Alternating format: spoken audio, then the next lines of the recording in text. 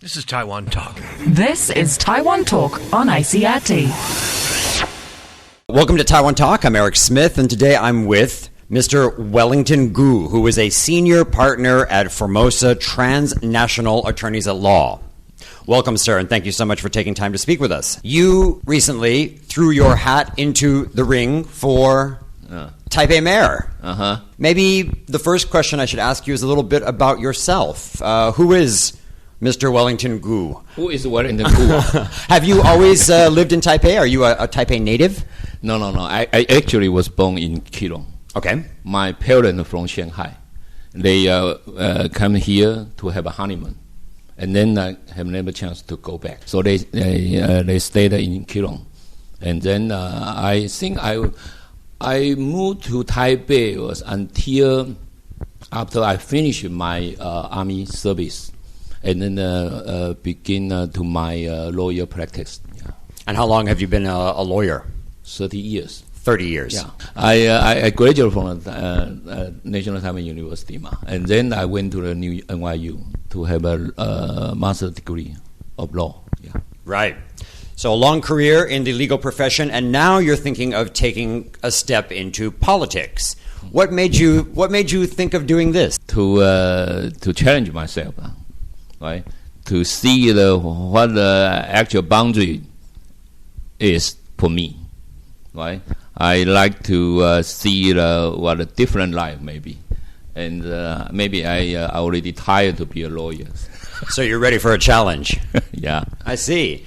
Well, if you are elected next year, what would be your biggest priority in your first term? I believe there are three factors for the many great cities have in common.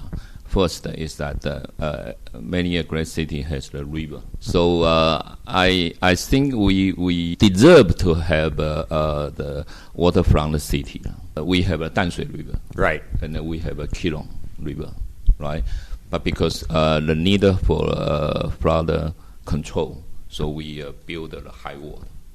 Right, the flood barriers. Yeah. So we are afraid to tear down the wall, right. But that also hide our view to see the river, and we cannot access the river. So we've cut ourselves off from the river, which is like our lifeblood or our... Yeah, right, right. Interesting. So we should rebuild the lifeblood, right? Our lifeblood, and we can have a facility and a park.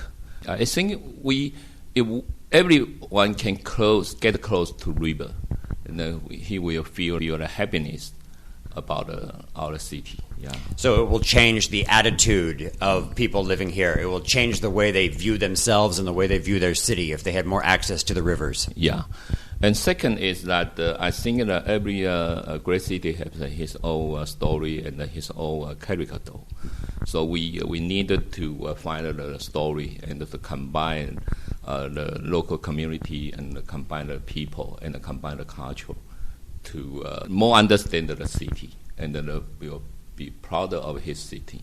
And the third one is that I think that all great cities are user friendly. I think you should let the people feel that from very small things to feel the small pleasure. I think you should be let the people live here feel comfortable. So improve the quality of life. Yeah. Even in just the small things. Yeah. Back to your first priority of the rivers, how would you deal with the flooding problem if you were to remove the flood barriers? How would you deal with flood control? I think that it can be designed to tear down the wall, but also can be keep the people safe. In many areas, actually, maybe we cannot tear down all the wall, but we can tear down some wall, right? And for example, if the Songshan Airport, if you move the Songshan Airport, and then we can have quite a good design to close to Keelung River. This was a suggestion actually made quite a while ago, I remember, by another DPP individual running for Taipei mayor to move the airport out. No, I don't think we should move to the airport. We just don't need the airport. I see.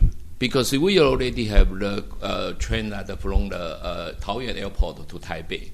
is almost finished that, right? The subway line, yeah. Right. So we can maybe only take about 30 minutes or 40 minutes from Taoyuan Airport to Taipei City. Do we still need the so-called city airport? Many people would say yes, but you disagree. I think that if you can have an airport actually only take 40 minutes or 30 minutes from Taipei City to the airport, that actually it's not so necessary to have another airport. I'm Eric Smith reporting for ICRT. Join us tomorrow for more from Mr. Wellington Gu. And please note that all Taiwan Talk episodes are available as podcasts on iTunes or the ICRT website. This is Taiwan Talk. This is Taiwan Talk on ICRT. I'm Eric Smith, and you're listening to Taiwan Talk. Noted attorney Wellington Gu has now declared his intention to run as a candidate for Taipei mayor and is seeking the DPP's nomination to represent the party in next year's poll. I recently sat down with Mr. Gu and I asked him what qualities he possessed that would make him an effective mayor.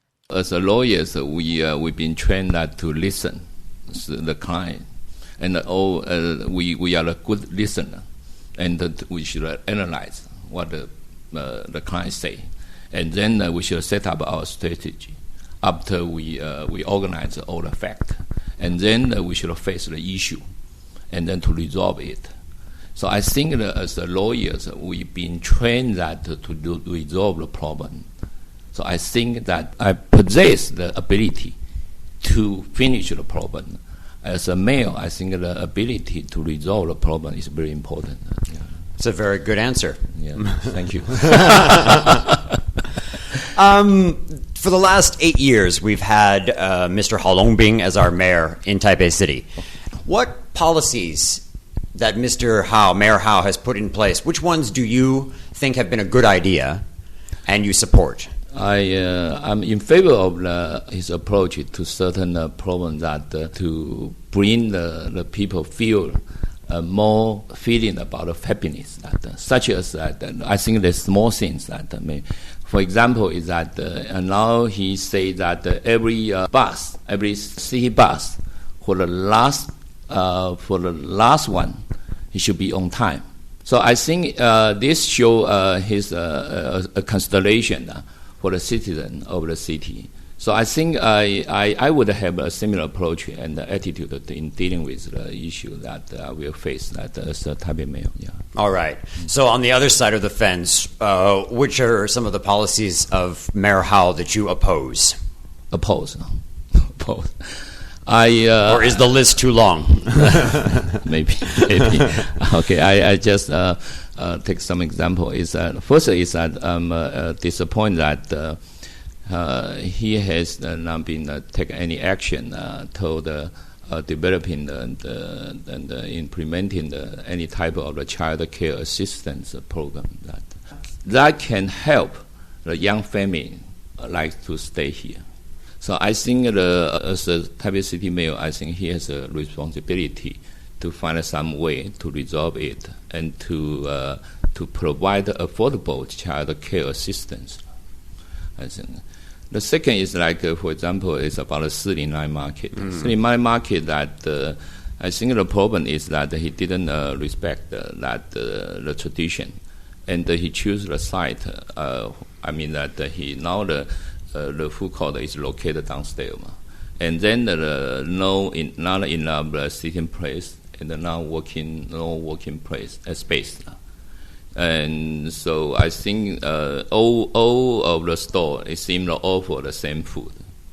So the cultural flavor of the area has been destroyed. Some people feel. Yeah, right. Yeah. It seems not many local people like to go over there. Yeah. All right. Well, let's go with something a little bit more positive. On a long-term vision for Taipei, what would you hope to lay the groundwork for to see Taipei become? I think the first is that any successful city should be able to attract the talent young people like to stay here. Right. And second is that I think we have quite a highly educated and skilled people in Taiwan. Absolutely. Yeah. So I think we should make this the resource. Maybe we can try to build the city is a center of innovation. Okay, the third thing that I think that we should resolve is the social disparity and the social well-being and also the housing policy. We should more focus on this issue. Although we cannot say that we can take it down for the price of the house but we can build some house to provide to rent to the young people, and still they can afford to stay here. Right? And also, I think that Taipei also still keep his freedom. I think we now have a very high degree of freedom, and when we make any decision, we should in a place that the rule of law take precedence over the arbitrary decision. All right, finally, Taipei City doesn't have exactly the best record in electing candidates from the DPP.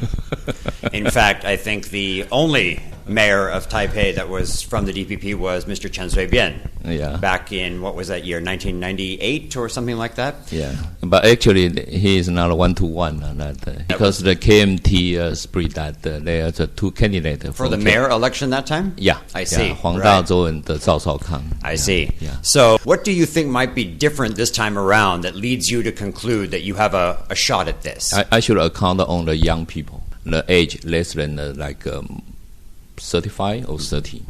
I think they were not concerned about the ideology. They were more concerned about the result and what ability is for the candidate. And I think the young people, they don't care about the green that you represent, whether you represent the blue or green. So if that happens, then I think the result can be changed. Thanks for tuning in. Reporting for ICRT's Taiwan Talk, I'm Eric Smith.